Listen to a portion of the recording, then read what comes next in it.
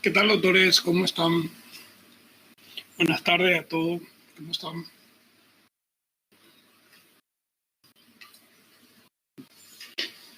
¿Están todo bien? ¿Me están escuchando? ¿Me están viendo en la pantalla?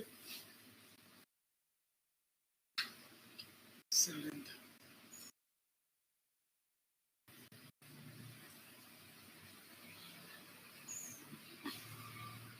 Bueno, estoy haciendo todo lo posible para intentar darle clase a ustedes porque ustedes todos ya saben. Es mi horario lo que va cambiando. Yo tenía terça-feira, trocó para quinta, no para sexta, no sexta de mañana y ahora no porque sexta tienen semio. Y bueno, y mis clases serán entonces jueves y sexta. Y los que no están presentes, lo siento, no tienen nada que opinar después ni menos quejarse. Ahora cuando veo que están solamente 13 alumnos presentes, entonces lo que tienen voz y derecho son esos 13 alumnos y voy a dar punto extra al terminar la clase, voy a sacar fotos, cada uno me envía su nombre completo y su RG me van a enviar al terminar la clase y le voy a darle punto extra hoy. Voy a hacerle algunas preguntitas y punto extra para la final. ¿Está bien? ¿Se entendió? Excelente, excelente. Bueno, entonces al final de la clase yo le aviso y me van a enviar todo y así yo voy a copiar y la hora de la planilla ya voy a darle punto extra. ¿Está bien? Bueno, hoy vamos a continuar con la clase. Ya estuvimos hablando del intestino, estuvimos hablando de la enfermedad de Crohn, de la colitis ulcerosa, ¿sí? Y entonces hoy vamos a seguir hablando de las patologías intestinales y hoy vamos a hablar de tumores intestinales. Creo que ya estuvimos luego hablando. Entonces la clase de hoy será nada más un repaso de los que ya estuvimos hablando, ¿sí? Un repaso general. Por eso creo que la clase será un poco rápido en la fecha de hoy.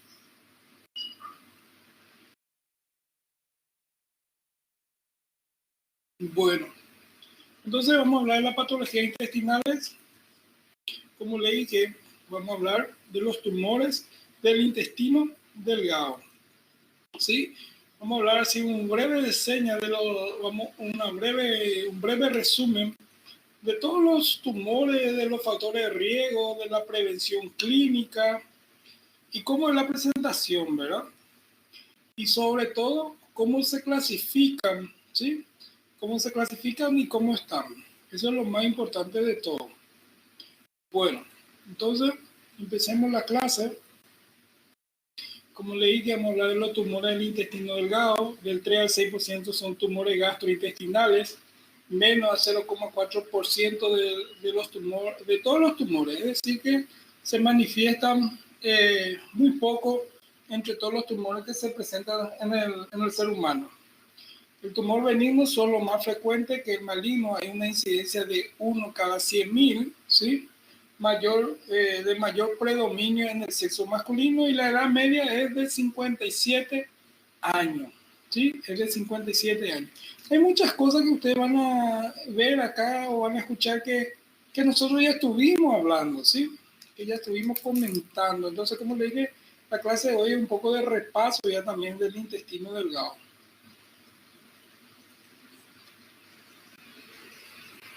Los factores, los factores de riesgo, ¿sí? La dieta, ¿sí? Grasas de animales, carne roja, tabaco, que es el humo del cigarrillo, alcohol, disminución de la motilidad y otra enfermedad que puede ser síndrome de Peutz-Jeghers, ¿sí? Enfermedad de Crohn, que ya estuvimos hablando súper bien, y el síndrome de Gardner, ¿sí? El síndrome de Gardner es una variante de pólipos adenomatoso familiar. Es una enfermedad genética autosómica dominante caracterizada por la presencia combinada de múltiples pólipos intestinales y manifestaciones extraintestinales.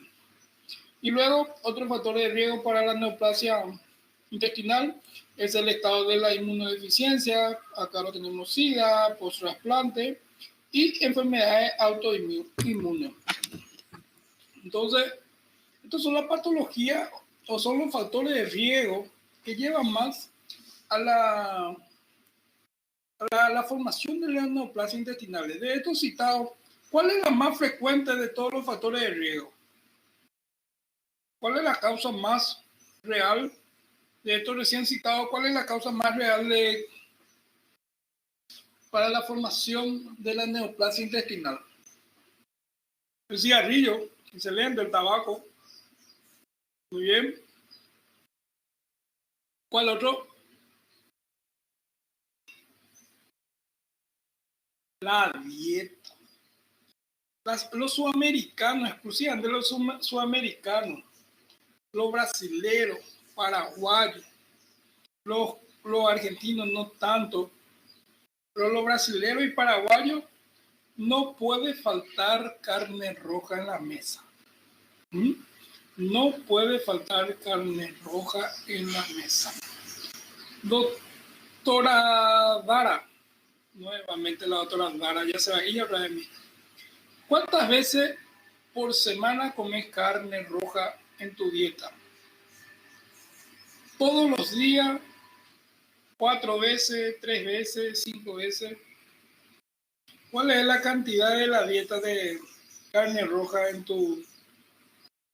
El doctor Domingo ya se fue. En mi casa es todos los días. Sí o sí tiene que haber carne roja. Sí o sí. Entonces,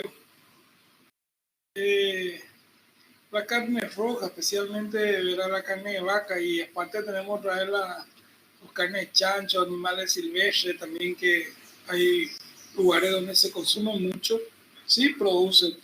¿Qué producen? El aumento del triglicérido, el aumento del colesterol, y eso van produciendo alteraciones en el metabolismo, y entonces eso con el tiempo va produciendo el ácido úrico, y van produciendo también alteraciones, como dije, en la motilidad, en la absorción, en las destrucciones, y así sucesivamente se va formando la neoplasia. Bueno, entonces los factores de riesgo en la dieta: tabaco, alcohol, disminución de la motilidad, como estaba diciendo recién. Otra enfermedad que puede ser el síndrome de Peutz-Jeghers, enfermedad de Crohn, síndrome de Gardner, ¿sí? Estado de inmunodeficiencias, enfermedad autoinmune. Estos son los factores de riesgo.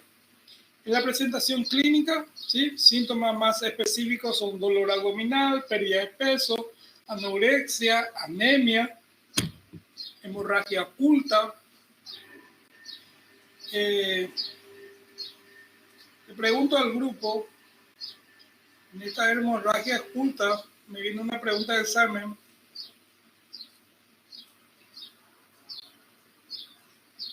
Si pongo hemorragia oculta, es más específico en colitis ulcerosa o enfermedad de Crohn. ¿Quién me responde? ¿Colitis ulcerosa o enfermedad de Crohn? ¿Quién me responde?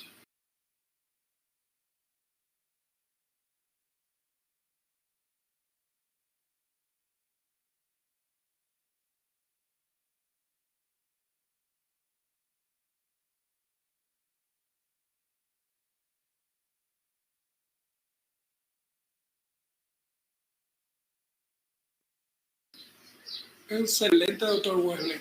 Enfermedad de Crohn. Excelente, Pedro. Doctor Pedro. No, doctor Leandro. Enfermedad enteritis, la colitis, no es enteritis. Bueno, se le dice también enteritis. La colitis ulcerosa es más hemorragia, netamente sangrado. ¿Se recuerdan? Y sin embargo, hemorragia oculta se ve más en la enfermedad de Crohn. Bueno, también masa palpable, ¿sí? Obstrucción del intestino delgado y perforación intestinal. Otra característica o la diferencia entre la colitis ulcerosa y la enfermedad de Crohn, ¿cuál era también? La colitis ulcerosa es salteado, ¿verdadero o falso? Que las lesiones son salteadas, ¿verdadero o falso? You are currently the only person in this conference.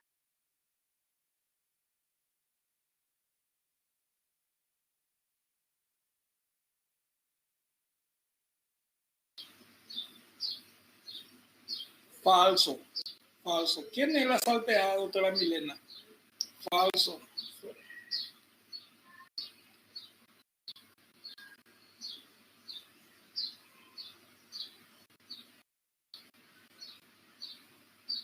La enfermedad de Crohn. Excelente, excelente. Bueno. Obstrucción intestinal delgado, perforación del intestino. Reiniciar, doctora, reiniciar. Escucha, ¿están escuchando?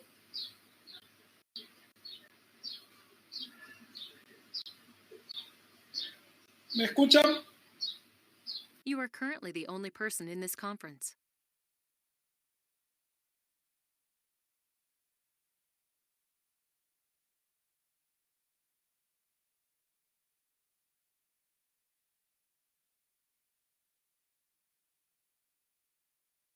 ¿Me están escuchando? ¿Me escuchan? ¿Me escuchan? ¿Todos me escuchan? Bueno. Entonces la presentación clínica, entonces síntomas no específicos, dolor abdominal, pérdida de peso, anurencia, anemia, hemorragia oculta, masa palpable, obstrucción del intestino delgado, perforación intestinal, siempre en estado avanzado en el momento de que presenta el síntoma. Siempre en el estado avanzado ya presenta los síntomas, ¿sí? Presentan los síntomas. Bueno, acá tenemos un poquitito cómo es la clasificación para que se pueda entender un poquitito, ¿sí? Bueno, tenemos tumores, primeramente el primer cuadrito a la izquierda de ustedes, tumores epiteliales benignos, ¿sí? Después tenemos los tumores epiteliales malignos, linfoproliferativos y tumores mesenquimales. Esos son los tumores del intestino delgado, los que están en amarillo, ¿verdad? Los que están en amarillo entonces son los tumores, los tipos de tumores. Tumor epitelial benigno, tumor epitelial maligno, linfoproliferativo y tumores mesenquimales. Nuevamente, dentro de los tumores epiteliales benignos tenemos los Brunner glandular lesiones o lesiones de las glándulas de Brunner, ¿sí? Y también tenemos los tumores, los pólipos intestinales benignos. Dentro de los pólipos intestinales benignos le podemos citar aún adenomas y amartomas. Adenomas y amartomas.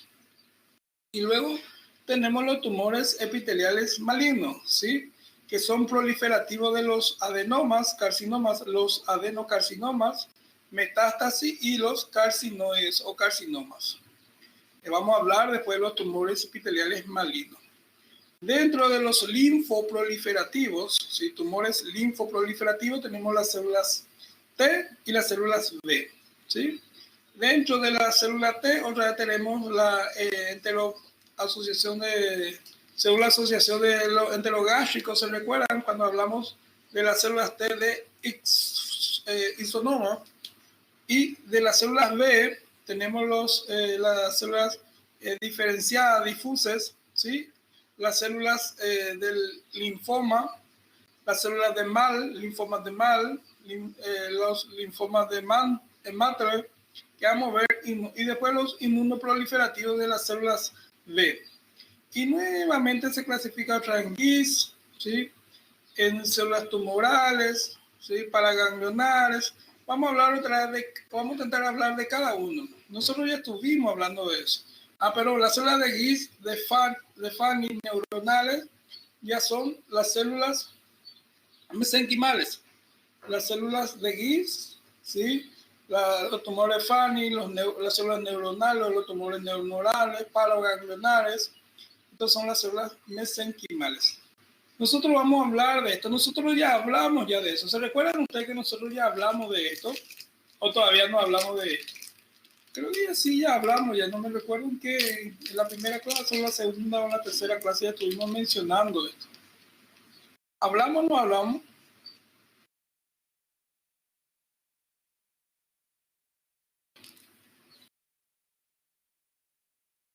Sí, ya hablamos, ya por eso le dije que va a hacer un poco de repaso hoy. Vamos siguiendo. Tumores benignos. Dentro de los tumores benignos, que son los más frecuentes, vamos a decirle, de los tumores intestinales, los tumores benignos, tenemos los adenomas de glándulas de Brunner, ¿sí? Los adenomas tubular y velloso, los pólipos amartomatosos o síndrome de Peu-Jäger, ¿sí? Peu-Jäger, y los adenomiomas de ampolla de Vater. A esto le citamos, ¿sí? Los tumores benignos. Entonces, adenoma de glándula Brunner, adenoma tubular velloso, pólipos amartomatosos, ¿sí? Amartomatosos, que es el síndrome de Peu-Jäger, que vamos a ver un poquitito más, y los adenomiomas de la ampolla de Vater. Excelente, es el cuadrito que le mostré recién. Vuelvo atrás, entonces ese es el cuadrito. De los tumores benignos. Después, los tumores malignos. Dentro de los tumores malignos vamos a estar hablando de los adenocarcinomas, de los carcinoides, ¿sí? De los linfomas y los sarcomas. De los sarcomas.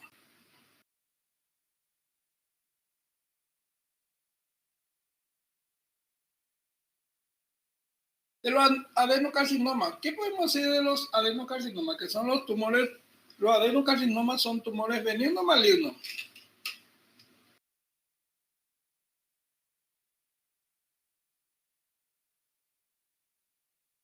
Maligno, excelente. ¿Son los más frecuentes de los tumores intestinales, sí o no? ¿Los adenocarcinomas son más frecuentes de los tumores intestinales? No. Ustedes no atendieron la pregunta que hice. Voy a volver a repetir la pregunta. ¿Los adenocarcinomas son los más frecuentes de los tumores intestinales? Si yo suelo hacer la pregunta. Parece fácil, mas não é.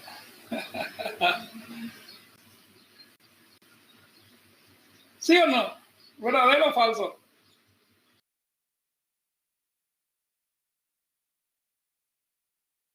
Falso. Porque los benignos son los más frecuentes y los adenocarcinomas son malignos, me acaban de decir. ¿Se entendió? Encontraron la cáscara de banana. ¿No va a caer más? Después dicen, a Santander reprobó todo nós.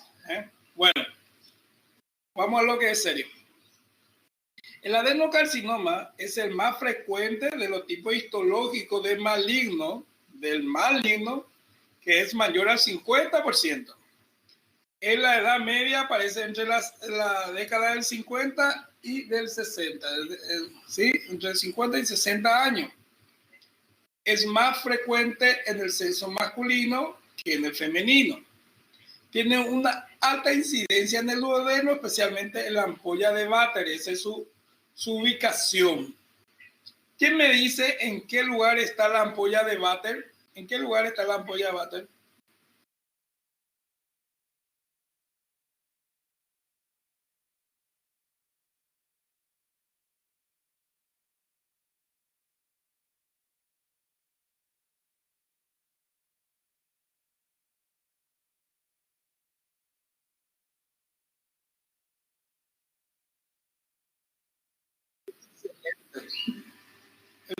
Entre la unión, la ampolla Vater es el punto de unión del duodeno con el colédoco, y esa está la primera o la segunda o la tercera porción del duodeno.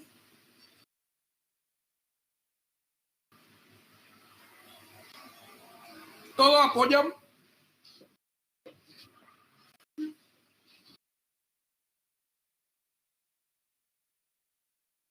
Todos le apoyan al doctor Domingo.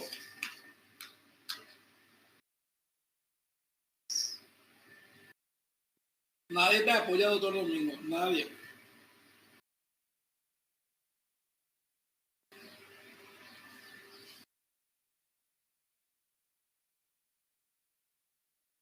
Bueno, está súper bien, doctor Domingo. Está bien. Está bien. Bueno, después dice, el 2/3 son resecables en el momento del diagnóstico, que si se extirpa, se saca. Y el estadio de la presentación establece el pronóstico. ¿Qué significa el estadio? El TNM. ¿Se recuerdan el TMN? ¿Sí? Tumor, ganglio y metástasis. Entonces, esto es el que va a decir el pronóstico de ese tumor. Acá para que vean una imagen, ¿sí? Esta imagen es el adenocarcinoma, ¿sí? Una imagen macroscópico. Este es el adenocarcinoma. Miren, el adenocarcinoma.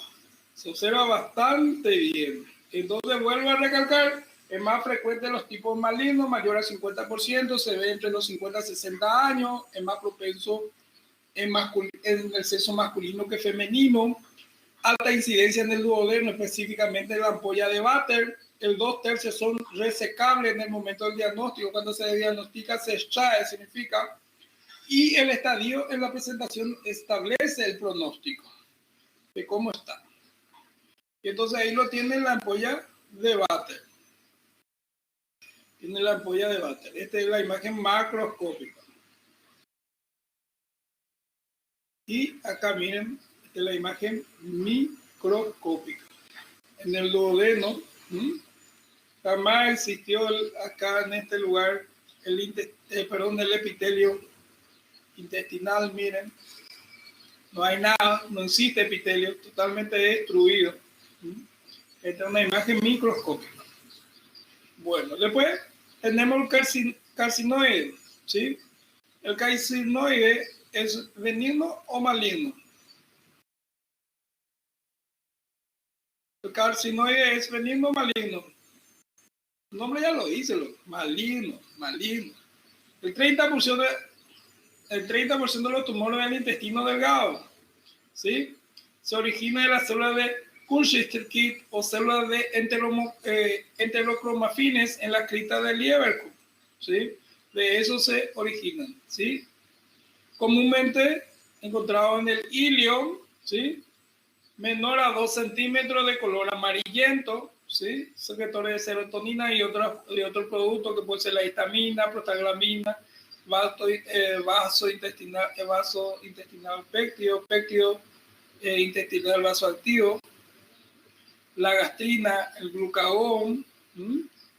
Entonces, el carcinoide, sus características. Síntomas relacionados con el producto de la secreción, dependiendo, ¿verdad?, de qué lugar es el más lesionado. Vamos a tener, el que padece carcinoide va a presentar diarrea acuosa, rubor, sudoración, disnea, edema facial, taquicardia, hipotensión, síndrome carcinoide. Estos son los síndromes de carcinoide. Enfermedad metastásica presenta en el 90% en el paciente con sintomatología. Tratamiento quirúrgico. Entonces, los pacientes que presentan sintomatología, se piensa que ya hay metástasis, ¿sí? Ya hay metástasis. Y acá, para que puedan un poquito, se corta y se hace de mayor resolución en la imagen macroscópica. Y entonces ahí lo tienen al carcinoide. Vuelvo a repetir, el carcinoide, el 30% son tumores del intestino delgado, más frecuente, ¿sí?, o más comúnmente encontrado en el ilion. Se originan de las células de Kurzschildt, células de enterocromafines o crista del Lieberkühn. Sí, son menor a 2 centímetros, de color amarillento, como ven ahí en la imagen, chiquitita, menor a 2 centímetros, de color amarillento. Se observa bastante bien acá, ¿sí?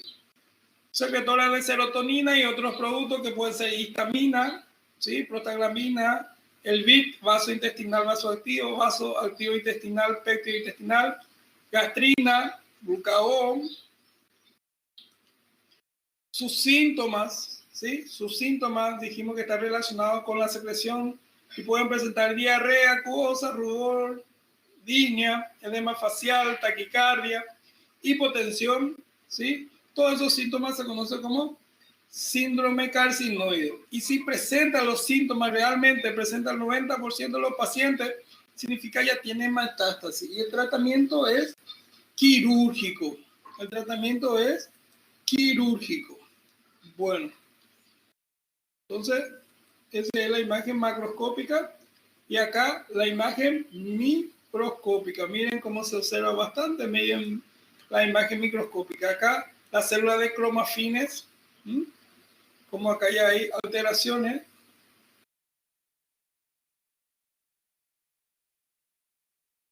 No entendí, no sé. ¿Se hace quimio? Sí, se puede hacer, pero generalmente, escúchame, generalmente cuando es en el intestino, se hace la extirpación del pedazo del intestino. Se hace la extirpación y si no tiene metástasis, termina ahí. Si no realiza todavía metástasis, pero si realiza metástasis, sí se hace la quimioterapia, doctora. Se hace la quimio, radioterapia, de acuerdo de cuál es el tratamiento más adecuado para el paciente. Pero generalmente la quimioterapia se hace. ¿Está bien? Perdón, la cirugía y de acuerdo después se observa y se hace la quimioterapia o se hace la quimioterapia o se hace la radioterapia de acuerdo a lo que le convenga al paciente. A todos los doctores que están presentes ahora mismo, tienen un minuto para responder. Un minuto, vale 5 puntos del examen final a los que están presentes. ¿Cuáles son los estudios? ¿Cuáles son los estudios que ustedes van a pedir, que ustedes como médicos van a pedir para saber si el paciente tiene metástasis o no tiene metástasis? Un minuto. ¿Cuáles son los estudios que van a pedir para saber si ese paciente tiene metástasis o no tiene metástasis? Biopsia no. Biopsia descarten ya biopsia. Estudio más específico.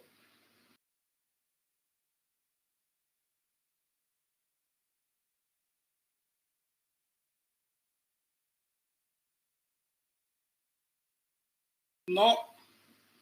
No. Estudio sangre nomás. ¿Para qué le van a hacer muy invasivo? Sangre nomás. Sangre. 30 segundos sobrando.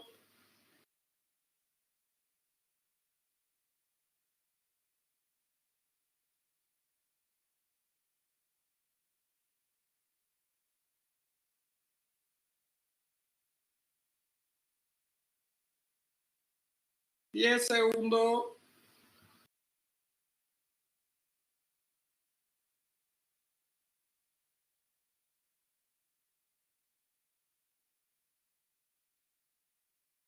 Acabó. Bueno, terminó. Así mismo como me respondieron ahora, así mismo ustedes responden en el examen. Responden por responder nomás. Por decir, doctor Domingo Guzmán, ¿por qué hemograma? ¿En qué momento el hemograma te va a decir que ese paciente sigue todavía con resto de células malignas? ¿Cuál? No. ¿Cuál leucocito? ¿Cuál de los leucocitos, doctor?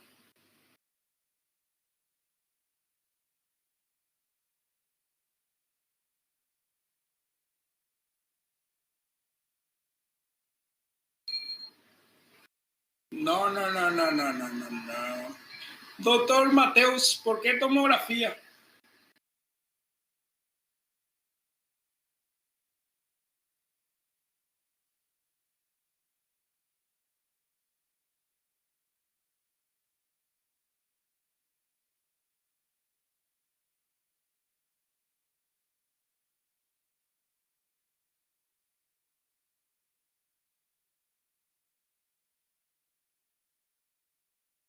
¿La tomografía te da con mayor sensibilidad? No. Ahí entró la doctora María Carolina.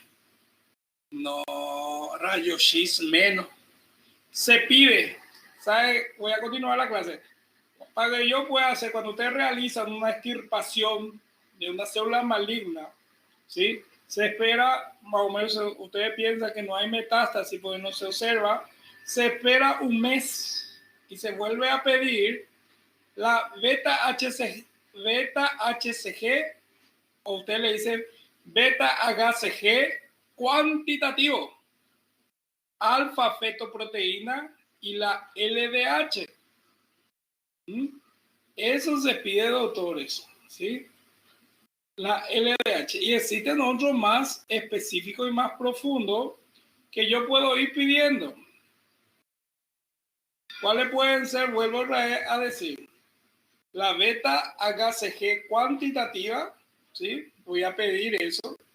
¿Por qué la beta-HCG? ¿Qué es la beta-HCG?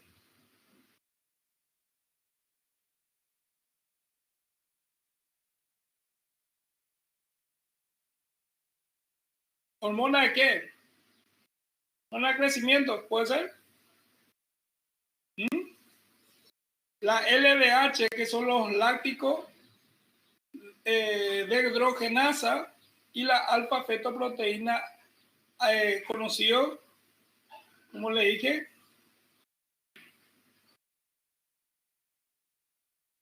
conocido como la alfa-fetoproteína, la AFP. Esos son los análisis que se piden para ver si hay metástasis o no hay metástasis. Bueno, continuamos. Son preguntas de examen. De aquí a poquito, otros 10 puntos. De aquí a 10 puntos. Sí, doctora Milena, te escucho. Todo esto que acabo de decir está en el libro. Está en el libro. Sí, repito con mil gusto, doctora. Se llaman la beta-HCG cuantitativo, la alfa-fetoproteína y la LDH. Está grabado luego. Se copió, se grabó. Están en el libro, doctores. ¿Sí? No. Murió el paciente del doctor Domínguez. Domingo, murió el paciente. ¿Cómo te van a pagar? De aquí a poco hay otro por 10 puntos. Podemos recuperar ahí. ¿Está bien? Bueno, continuamos. Si no, no vamos a terminar porque es muchísimo. Da gusto mucho la anatomía patológica. Bueno, los linfomas, ¿sí? Los linfomas. Los linfomas, ¿verdad? Como estábamos hablando, también hace parte de unos tipos de tumores, intestinales.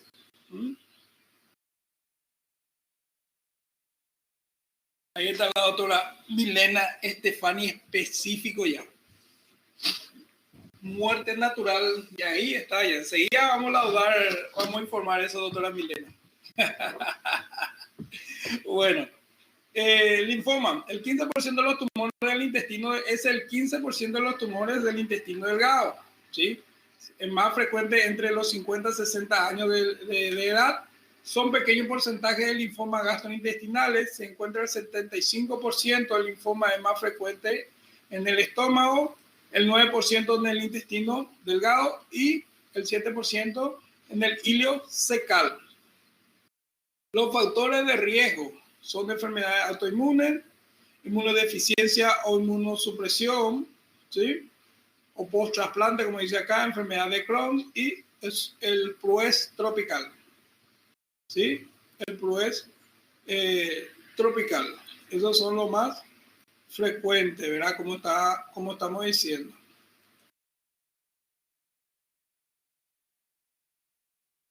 Bueno. ¿Qué es el PROES tropical? ¿Alguna vez ya escucharon sobre eso?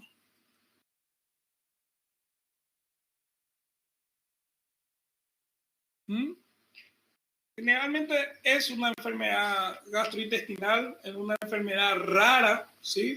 No genética, comúnmente en regiones tropicales, por eso se le llama sprue tropical. Son marcadas con el aplanamiento y atrofia normal de las vellosidades intestinales o inflamación del revestimiento del intestino delgado. ¿Sí? Esas son las características del sprue tropical. ¿Sí? Bueno. Los tipos histológicos de linfoma. Linfoma marginal extranodal de la célula B o conocido como maltoma. ¿Sí? Maltoma. Linfoma de zona marginal, linfoma de Burkitt, ¿sí? Enfermedades intestinales delgados, inmunoproliferativos. Esos son los tipos histológicos de linfomas. Acá, para que vean un poquitito la imagen macroscópica, miren, ¿sí? Se observa bastante bien, ¿sí? Bastante grande. Miren acá histológicamente, acá la resolución un poco más de cerca, como hay información, invasión de células linfocitarias. Miren acá se observa a grandes rasgos cómo se observa, y acá ni qué decir. Ustedes están viendo la imagen, ustedes ven la imagen.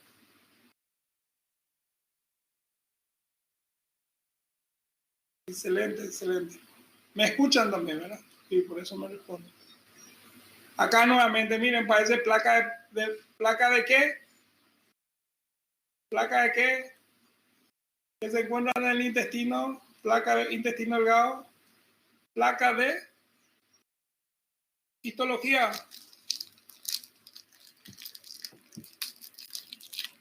Placa de, termina en yer. No, qué piel. Doctora Lucineia. O a no ser que en el portugués se diga así, ¿verdad? Yo no sé. Pero no es ese su nombre.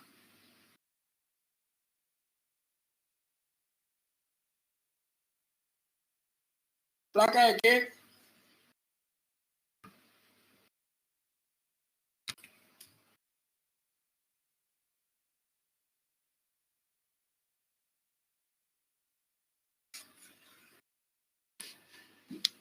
Placa de Peyer. ¿Sí? Placa de Peyer, ahí está, ahí sí. Placa de Peyer, ahí está la doctora Lucineia. Ya utilizó ya ahí su Google, ya le respondió más rápido. Ya. Bueno, le hincho, no le hincho. Yo sé que ustedes saben mucho. Todo brincadera. Yo sé que saben mucho. Bueno, después viene la sarcoma de His. La sarcoma de His, ¿sí? El 10% de los tumores del intestino delgado se encuentra más en el yeyuno de ilion. Crecimiento extraluminal puede ser extenso sin causar obstrucción, puede ser así largo, pero no sin causar obstrucción. Criterio de malignidad, número de mitosis, atipia nuclear, hipercelularidad, necrosis y marcadores CD17, 117. Estos son los criterios de malignidad. Mire acá la imagen.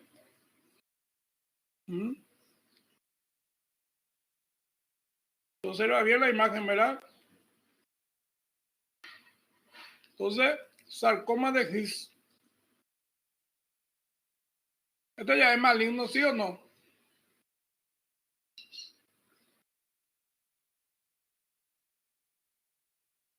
Sí, muy maligno, miren. Producido obstrucción ya, pero dice que no produce tanto, pero acá ya ya habrá producido. Miren, en la histología, esto debería ser lo natural, una forma de ser, y miren acá.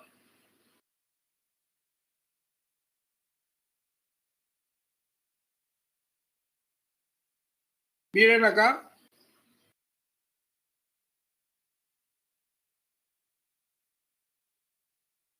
Ustedes pueden acceder a este PowerPoint ahí por la plataforma, ¿verdad, doctores? Ustedes pueden acceder a esta plataforma. Bueno. Estudié en imagen porque la parcial va a ser solamente imagen. Imagen grande. Imagen de los PowerPoint. No voy a sacar de otro lado. De los PowerPoint. Ustedes me van a decir qué es. ¿Está bien?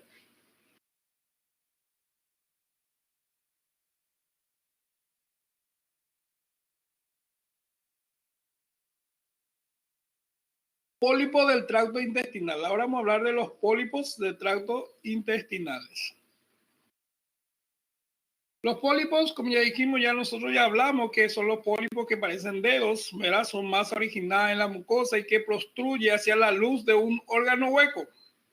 Entonces los pólipos son los que prostruyen hacia la luz de un órgano hueco. Formación polipoidea son masas submucosa que provoca una sobreelevación de la masa hacia la luz de un órgano hueco. Son la formación polipoidea, entonces son masas submucosas que se van elevando hacia la luz del intestino, una forma de decir, de órgano hueco. La clasificación de los pólipos va a ser según su forma, según su naturaleza y según su ubicación. Entonces, va a ser, vuelvo a repetir, la clasificación de los pólipos va a ser según su forma, según su naturaleza y según su ubicación. Bueno, según su forma, vamos a irnos más adelante, según su forma puede ser pediculado o sesiles. Pediculado o sesiles. Según su naturaleza puede ser no neoplásico y neoplásico. Según su ubicación,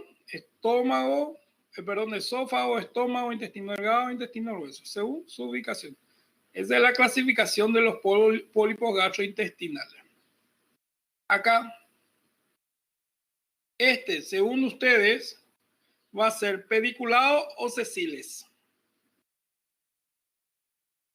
Pediculado o sesiles.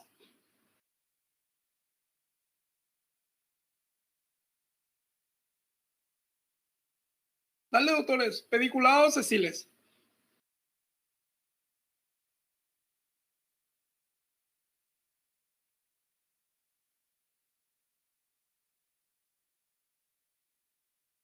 Pediculado. ¿Entiende? Pediculado o sesiles. Sesiles, muy bien, sesiles.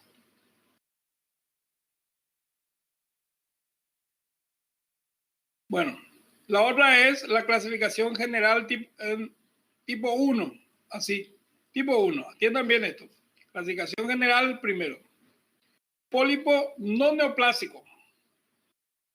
Dentro del pólipo no neoplásico tenemos los pólipos hiperplásicos, pólipos amartomatosos, que están otra vez los pólipos juveniles y los pólipos de Peugeot-Jeghers, ¿sí?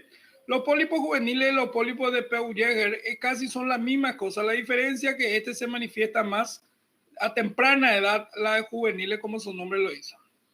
Y después tenemos los pólipos inflamatorios y los pólipos linfoides. Entonces tenemos pólipos hiperplásicos, pólipos amartomatosos, pólipos inflamatorios y pólipos linfoideos.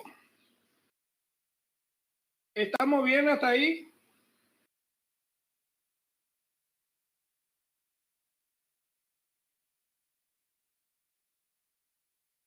Sí, muy bien.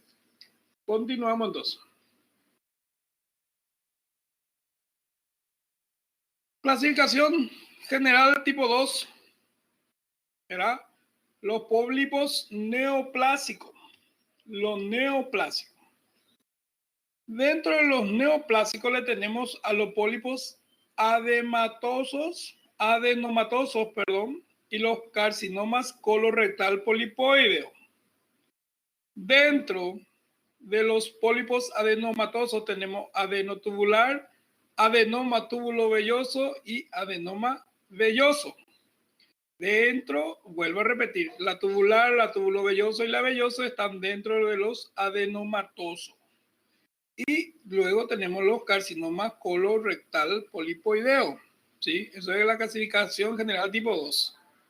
Teníamos el neoplásico, El tipo 1 es los pólipos no neoplásicos, los pólipos hiperplásicos, los pólipos amartomatosos, los pólipos inflamatorios y los pólipos linfoideos.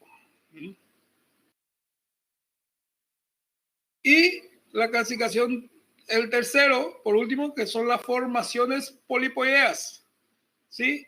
Las formaciones polipoideas, como estábamos hablando ya, el tipo 3, ¿sí? Que son los tumores mesenquimáticos benignos. Dentro de los tumores mesenquimáticos benignos tenemos lipomas, leiomiomas, neuromas y angiomas. ¿Sí? Angiomas. Y luego tenemos los tumores mesenquimáticos malignos, que es el sarcoma, que es el tumor de Gist, leiomiosarcoma, liposarcoma y la angiosarcoma. Ustedes ya saben, y ya saben súper bien, al cambiar el nombre, ¿sí? Al cambiar el nombre, ya, al ponerle el sarcoma significa malignidad, ¿sí? Significa malignidad. Significa malignidad. Y por último tenemos los linfomas, ¿sí? Y por último tenemos los linfomas.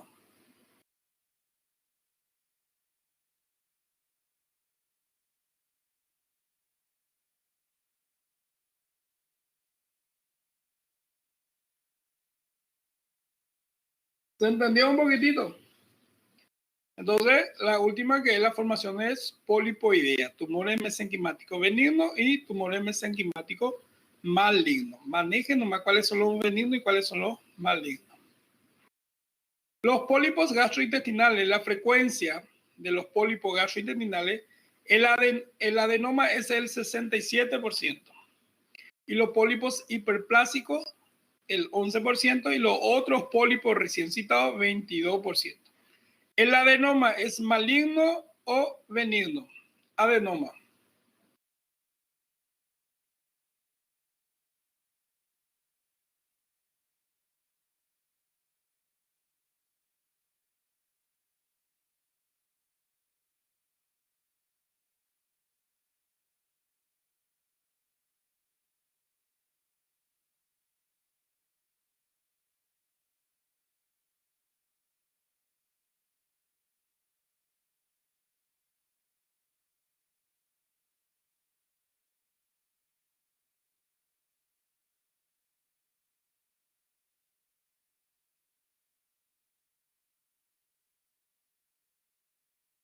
Se me fue. ¿Es benigno o maligno?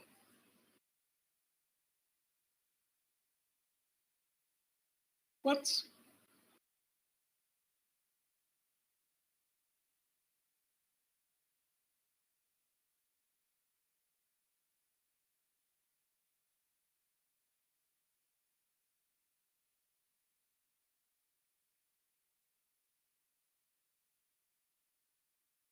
Los adenomas son benignos, dijimos. ¿Se recuerda usted la primera parte que dijimos? Los adenomas de glándula Brunner, los adenomas tubular velloso, ¿sí?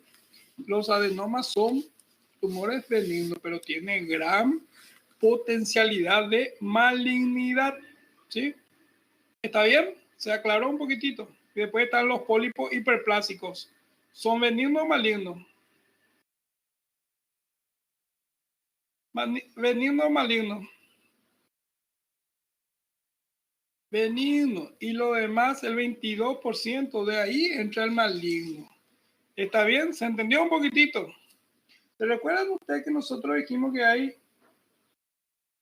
está que el benigno es de mayor incidencia y que el maligno es muy poco, pero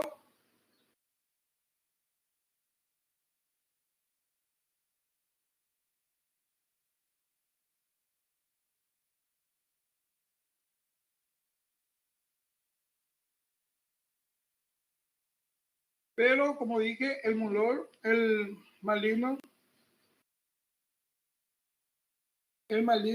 es de poca incidencia. Bueno, continuamos porque necesitamos le voy a darle ya un pequeño break. Bueno, continuamos entonces. Hasta ahí no estamos entendiendo, digo yo, no estamos entendiendo. Hablamos de los pólipos gastrointestinales, benignos, malignos, de los cuales son los benignos más frecuentes. Y ahora vamos a hablar de los pólipos. Vamos a empezar a hablar de los pólipos no neoplásicos, ¿sí? Dentro de los pólipos no neoplásicos, nosotros le vamos a citar a los pólipos hiperplásicos, ¿sí?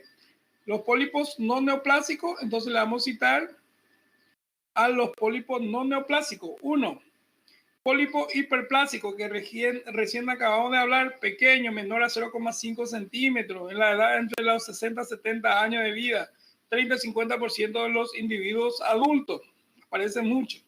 Ubicación en el recto y sigma, ¿sí? En la macroscopía, prominencia lisa, brillante, sobre los pliegues de la mucosa, frecuentemente múltiples, ¿sí?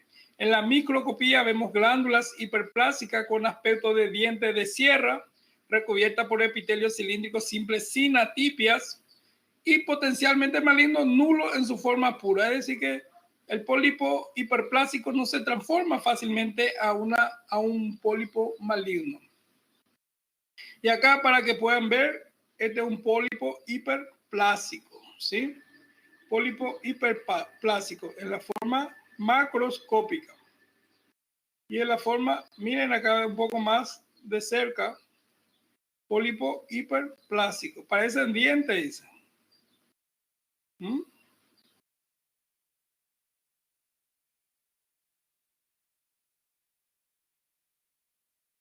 Pedro, ¿vos sos paraguayo?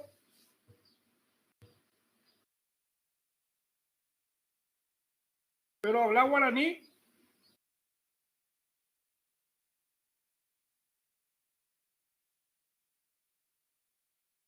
Excelente.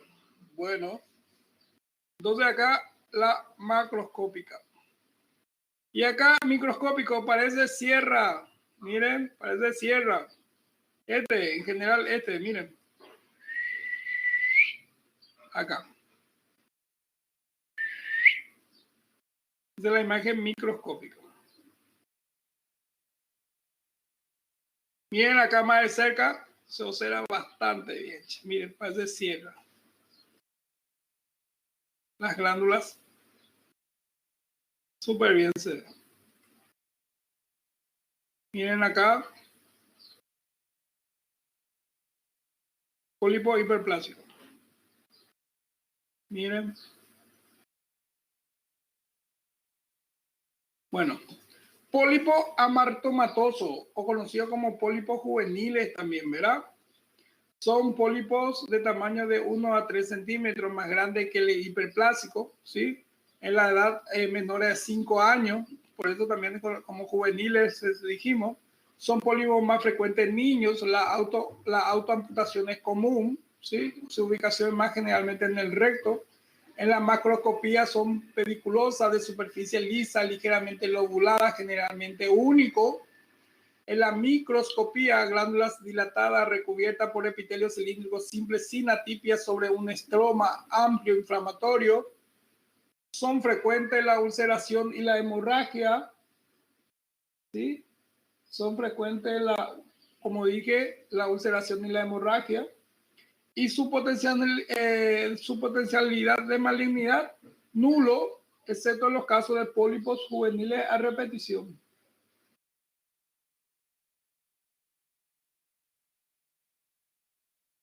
Bueno. Miren acá, es una imagen macroscópica. Parece cucumelo, ustedes le dicen, ¿verdad? Cucumelo. ¿Cómo le dicen en portugués ustedes? ¿Eh? Me hace recordar mi infancia esta imagen. Mario Bros. Cogumelo. Bueno. Miren acá, ¿sí?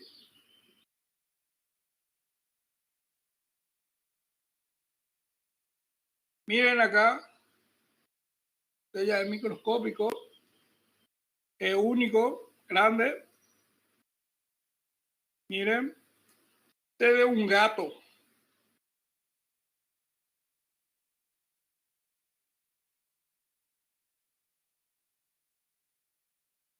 Miren acá, en este caso hay varios. No es solamente uno. Miren, ¿en qué posición era que se encontraba más? En el recto.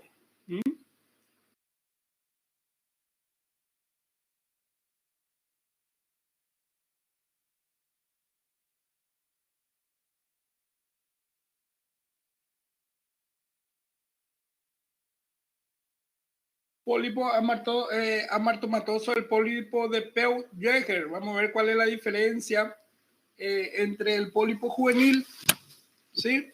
Son tamaños grandes, únicos o como parte de un síndrome, ¿sí? Ubicación es diferente de la juvenil. La juvenil, ¿dónde era? En el estómago. En el estómago 25%, en el colon 30%, en el intestino delgado 100%. Macroscopía, pedículo de superficie lobulada, macroscopía estructural, microscopía estructural, estructuras glandulares normales, rodeada por tejido fibroconectivo y muscular. Potencialidad de maligno, nulo. Nulo, nulo, nulo. Miren acá. Este ya no es tanto coliflor, ¿verdad? Miren, ¿hay diferencia o no hay diferencia con el pólipo juvenil? Ya no es más, perdón, ya no es más como el cocumelo. Cogumelo. Este parece más un coliflor.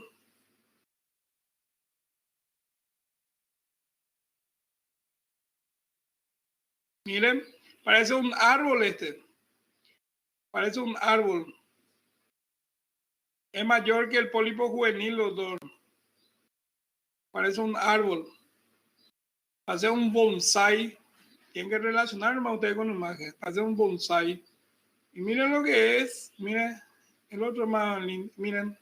Este sí, miren la diferencia. ¿Hay diferencia o no? Ustedes pueden diferenciar macroscópicamente.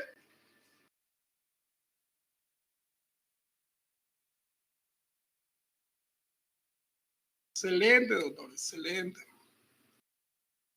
Bueno, no se olviden que dentro de contados minutos sale 10, una pregunta de 10 puntos para la final extra. Bueno, los pólipos no inflaman. Ahí entonces, como ya vemos, y acá, ¿quieren receso? 10 minutos de receso. No se olviden que a las 3 ya empieza la clase de ustedes. 10 minutitos de receso, después media hora más y ya terminamos. ¿Está bien?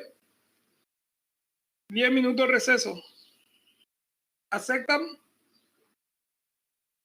Bueno, 10 minutos entonces, 10 minutos controlado.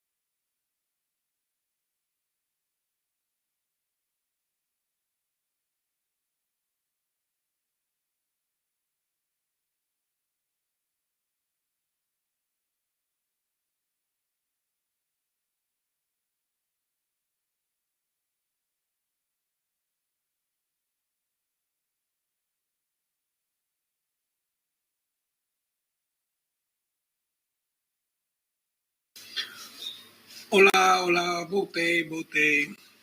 Continuamos.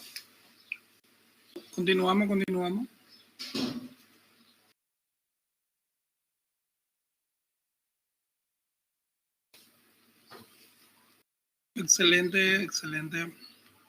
Bueno.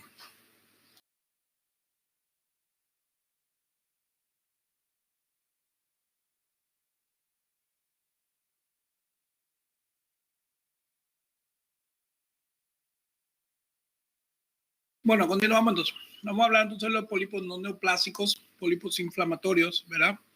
Aparecen en el contexto de enfermedades inflamatorias intestinales, por ejemplo, en la colitis ulcerosa que ya estuvimos hablando, de larga data, significa de colitis ulcerosas crónicas.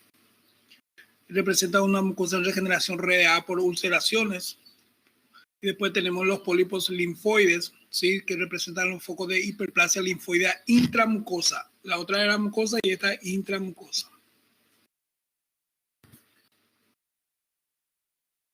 Miren acá un poquitito, estos son los linfoides inflamatorios. Miren cómo se observan luego las secreciones purulentas alrededor de ellos.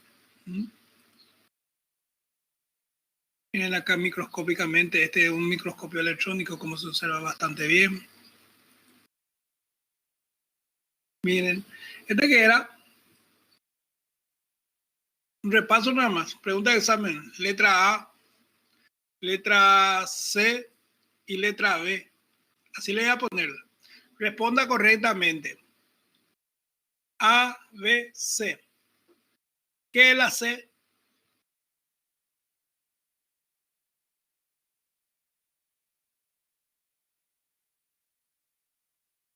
Vale 10 puntos al que me responde entre.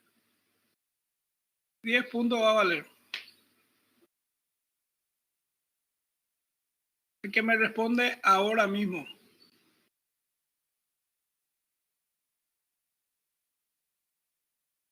Pero pólipo hiperplásico, ¿cuál es el pólipo hiperplásico, doctora María Carolina?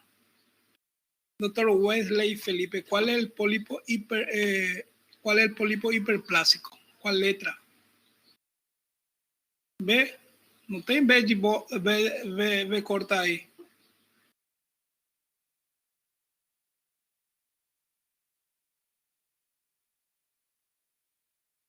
El C.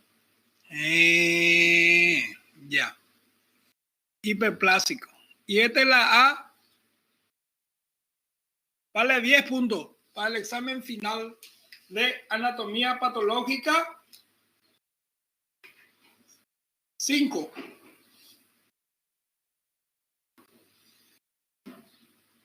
Pólipo de Peux.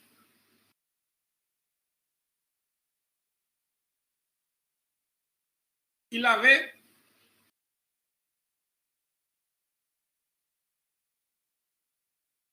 Y la B. La letra B. B de bola. B de juvenil. Excelente. Así mismo en el examen. Guapo. 10 puntos en el examen final de anatomía patológica 5. Y acá, la microscopía, ¿qué va a ser? Letra A, letra B. ¿Quién fala rapidinho? A, B.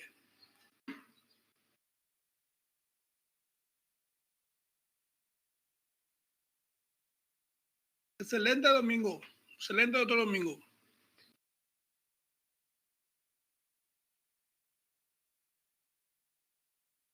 Pólipos neoplásicos ahora. Pólipos neoplásicos. Los pólipos neoplásicos, si los adenomas, ¿sí? También que son, ¿por qué los adenomas aparecen acá? Porque dijimos que tienen gran numerabilidad de malignidad. Entonces, los adenomas son proliferaciones epiteliales neoplásicas sobreelevadas que generan grados variables de displasia. Generalidades, su incidencia aumenta con la edad. Existe una fuerte predisposición familiar. Son lesiones premalignas, como ya estábamos hablando nosotros, y aumento de riesgo de carcinoma colorectal. La clasificación pueden ser adenoma tubular menor a 25% del padrón velloso, adenoma tubular velloso entre el 25 y 50% el patrón velloso, y el adenoma velloso, que es el mayor a 50% del padrón velloso.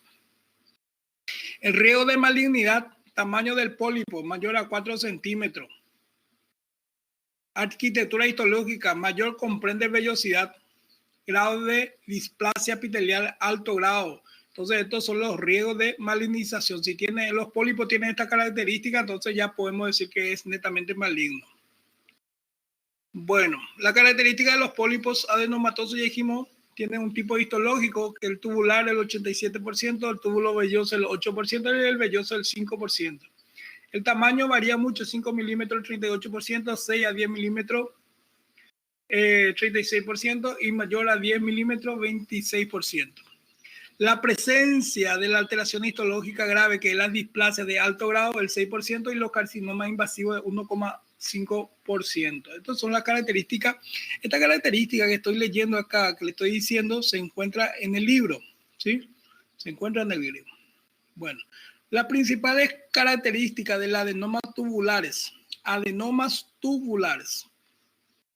Más frecuentemente en el colon, derecho 40%, izquierdo 40% y el recto 20%. Existe cierta asociación familiar, ¿sí? Puede ser único o múltiple. Cuando son múltiples tienden a agruparse. Suelen medir menor a 1 centímetro. Mayoritariamente pediculado. Histológicamente están compuestos por epitelio adenomatoso con patrón predominante tubular y displasia de bajo grado. Displasia de bajo grado. Riesgo de malignización, bajo riesgo. Bajo. ¿Por qué? Bajo grado de displasia. Por eso ya le estaba señalando ahí. Y miren acá, entonces un adenoma tubular. ¿Sí? Un adenoma tubular, como estábamos hablando recién. Adenoma tubular, como estábamos comentando recién. Entonces, adenomas tubulares, ya dijimos la característica, ¿sí? Que pueden ser únicos o múltiples. Cuando son múltiples se agrupan. En este caso es único o múltiple. ¿Ah? Único o múltiple.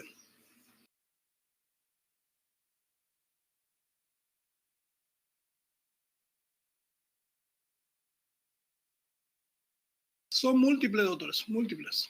Múltiples, excelente, excelente. Tarda nomás yo sé que van a responder bien y tarda nomás en llegarme la respuesta de ustedes. Y acá, único o múltiple.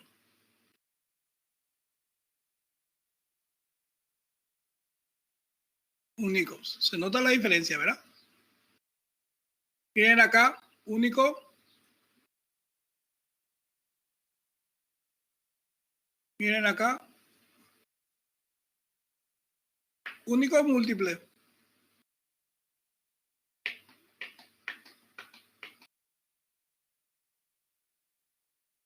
¿Seguro que es múltiple?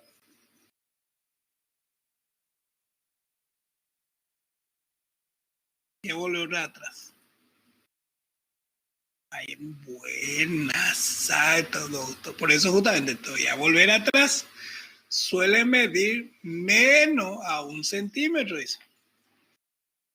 A 1 centímetro. Entonces, en este llega a medir hasta 2 centímetros. Y es múltiple. Excelente, grandes.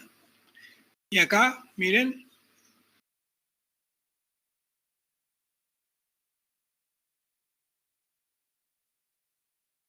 Miren acá. Tenemos único y múltiple. ¿Sí? Único y múltiple. De un ojo ahí. Miren acá histológicamente cómo se ven las células. Dentro de los adenomas tubulares. Miren. Quiero que después vuelvan a mirar ustedes la imagen, por favor. Yo para no perder mucho tiempo no me estoy pasando porque son muchos. Miren. T único. T múltiple, KC8, K8, K múltiple. Miren el epitelio totalmente displásico, pero de bajo grado. Displasia significa crecimiento anormal. De bajo grado significa que él le parece todavía al original. Por eso.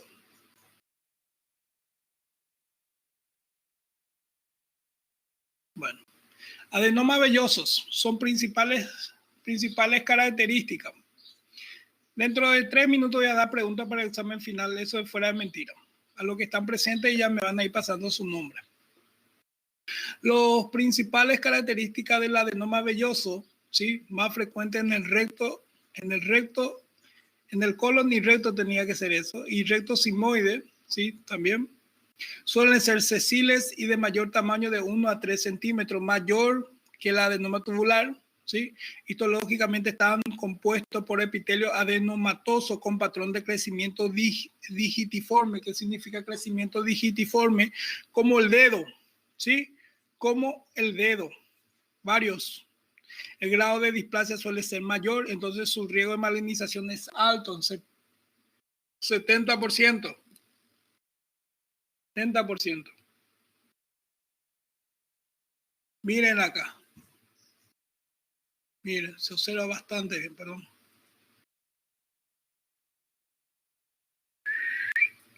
Se observa bastante bien.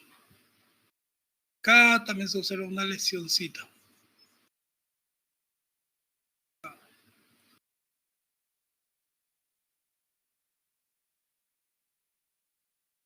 Miren acá. Adenoma velloso. Como dice su nombre, ya lo hizo. Vellos. Es mayor, dice, que la tubular. Miren acá. Wow. Se observa bastante bien. Miren acá. Te pasa una tubular y está velloso. Como le dije, vuelvan a mirar la imagen. Miren acá. Miren, velloso. Miren. Digitiforme, de crecimiento digitiforme, como el dedo. Miren acá la microscopía.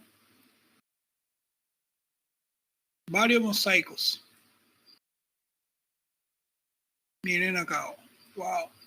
Y el grado de displasia o el grado de diferenciación ya es mayor y tiene una malignidad de 70%. Miren acá, ya ahí, ya casi no se diferencian las células. Ya malignidad, pues. Miren acá. Comparado a la tubular.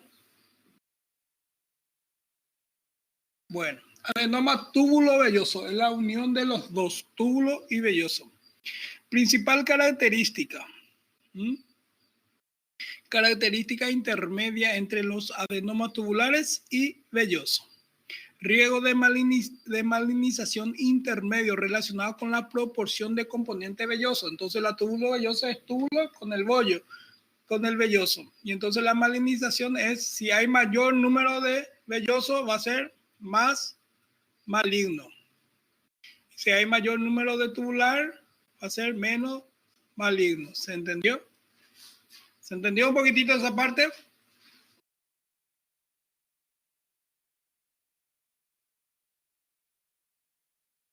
Sí.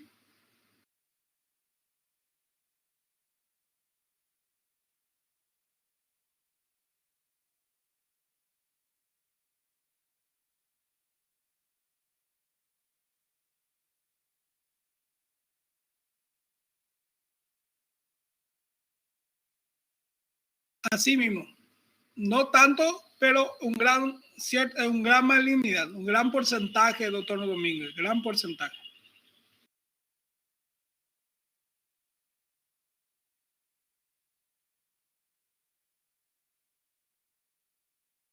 Bueno.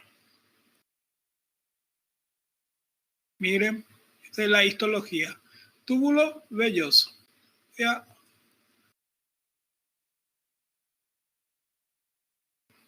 Ahí, túbulo velloso, microscopía. Miren. Voy pasando un poco más largo ya, pero quiero que vuelvan a mirar porque va a ser pregunta del examen parcial. Sí, doctores. ¿Está bien, doctores?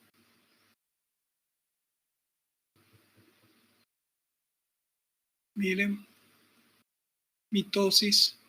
¿Mm?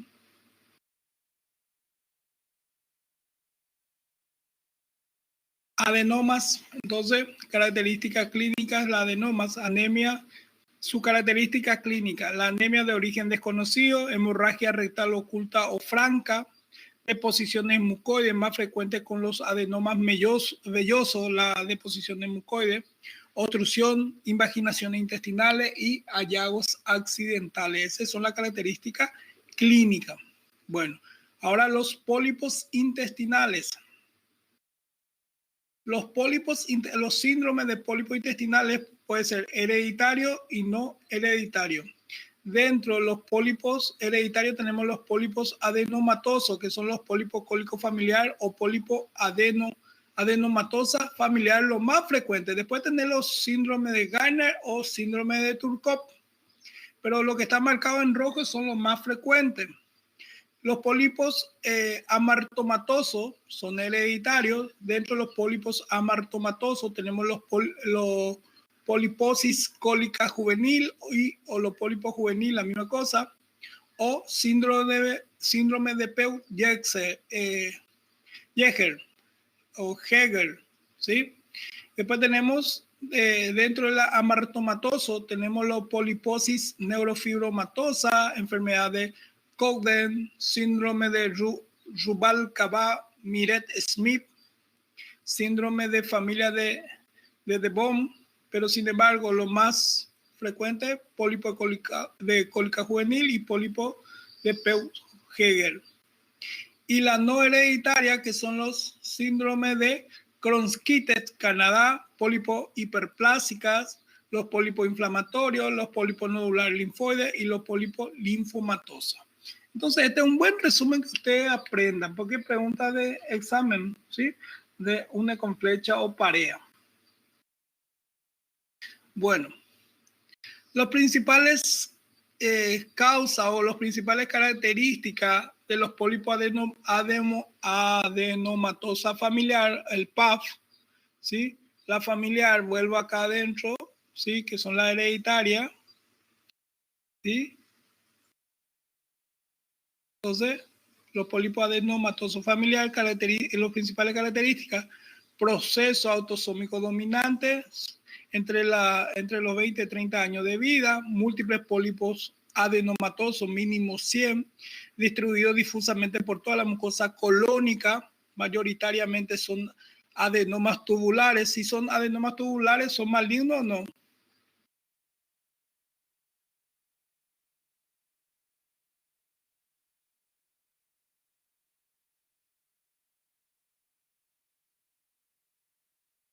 Si son tubulares, ¿son malignos o no? No, tubulares son baja malignidad. Velloso lo que es maligno. ¿Está bien?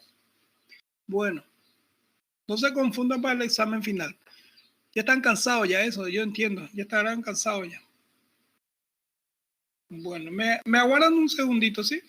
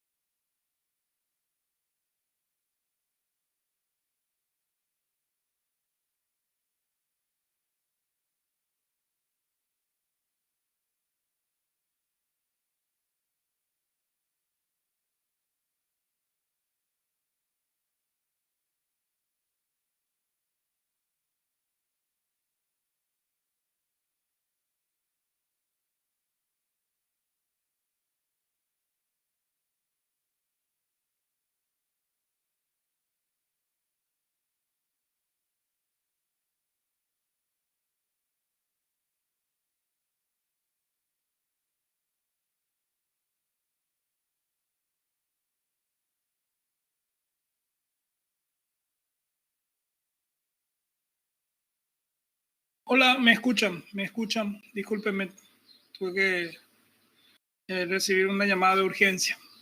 Bueno, continuamos entonces. Le estaba diciendo que el riego es muy poco en los tubulares, ¿verdad? Pero acá dice riego de malinización extremadamente alto, no. Está un poco mal eso. ¿Se recuerdan ustedes que nosotros dijimos que los pólipos tubulares son los menos y los de vellosos son más? ¿Sí? Bueno, el riesgo de malinización es extremadamente alto, prácticamente 100% a los 10, a los 15. Esto nada más dice que a los 10, a los 15 años, si continúa ese adenoma familiar. ¿Se recuerdan ustedes que la juvenil pues es la que en los primeros años ya se tiene que solucionar? Y si continúa a los 10, 15 años, sí ya puede llegar a un alto grado de malignidad. Eso es lo que quiere decir en ese punto también. Bueno, la medida de detección precoz en familiar en los primeros grados. ¿Cuál es la mejor tratamiento? La colectomía profiláctica, ¿sí? Se extrae ese pedazo del intestino y entonces con eso se soluciona fácilmente. Entonces, la mejor es la colectomía de profilaxis. Y acá para que puedan un poco ver un poquitito la imagen macroscópica, ¿sí? La imagen macroscópica.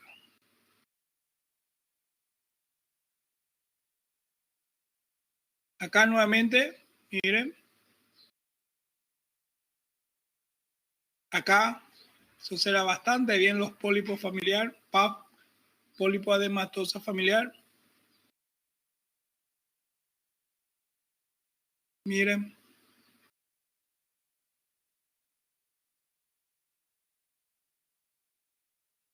Acá se observa bastante bien. Este ya es maligno, ya. Esto sí ya es maligno.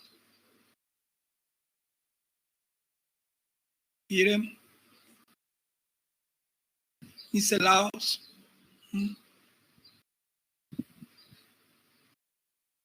Acá. Este único múltiple.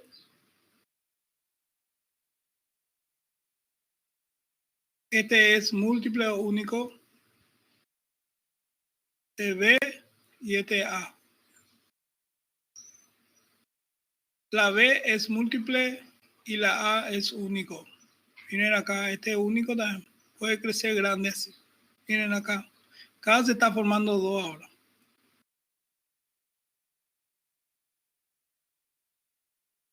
Miren microscópicamente.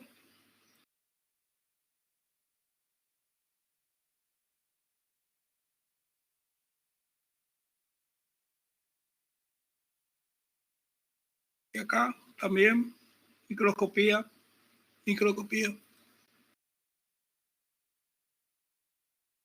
Bueno. Y el pólipo amartomatoso, que ya dijimos que es el síndrome de Peauge-Geiger, que ya estuvimos hablando, son de transmisión hereditaria, también familiar, mendeliana, autosómica dominante con penetración variable, ¿sí? Componente, que ya dijimos, el múltiple pólipo de Peauge-Geiger, ¿sí?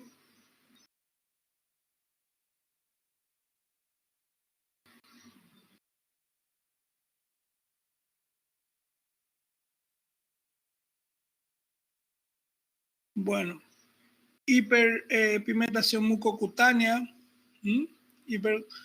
Excelente, Fernanda. Implicancia: los pacientes con el síndrome de Peauge-Geiger presenta una incidencia aumentada de carcinoma de páncreas, mama, pulmón, ovario y útero, ¿sí? Y la juvenil era que netamente se presentaba ¿dónde? ¿Dónde la juvenil se presentaba?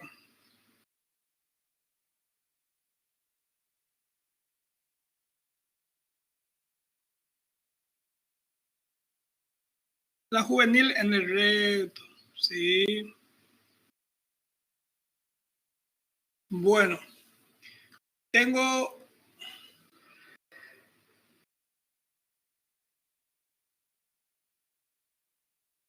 Sí, doctora Fernanda. Bueno, tengo exactamente 35 alumnos. Estos 35 alumnos, también la doctora Maísa, 36 la doctora Maísa. ¿Pueden pasarme su nombre completo, por favor? Hasta aquí, alguna pregunta. Entonces, nosotros ya hablamos, son muy fáciles. Quiero que vuelvan a mirar la imagen, a repasar un poquitito. Estos son los más importantes que puedan entender. Vamos a seguir hablando. Estos son del intestino delgado, ¿verdad? Y también un poco del intestino grueso. Y después vamos a profundizar el intestino grueso. Quiero que me vayan pasando su nombre completo. Acá nomás pásenme. No es necesario pasar al privado. Acá no ves. Así mismo. Vayan pasando los 35. Su nombre completo acá, los 35.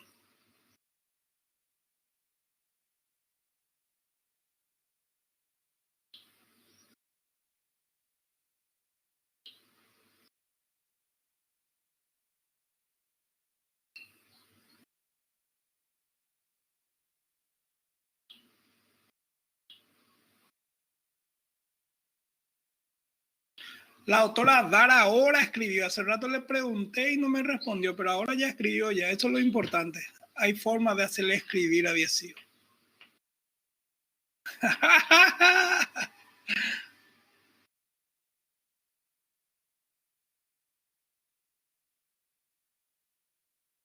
Bueno.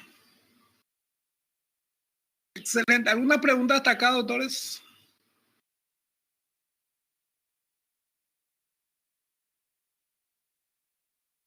Bueno. La que entró por último, lo siento. La que acaba de conectarse, lo siento.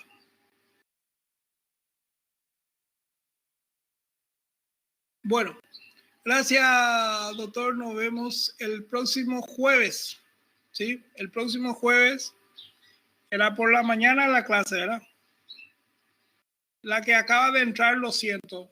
No le voy a considerar. Me van a disculpar, pero voy a ser un poco estricto. No le voy a considerar. Bueno, que pasen un buen fin de semana. Que pasen bien. Un fuerte abrazo, a cuidarse todo y lean un poquitito, ¿sí? Lean un poquitito.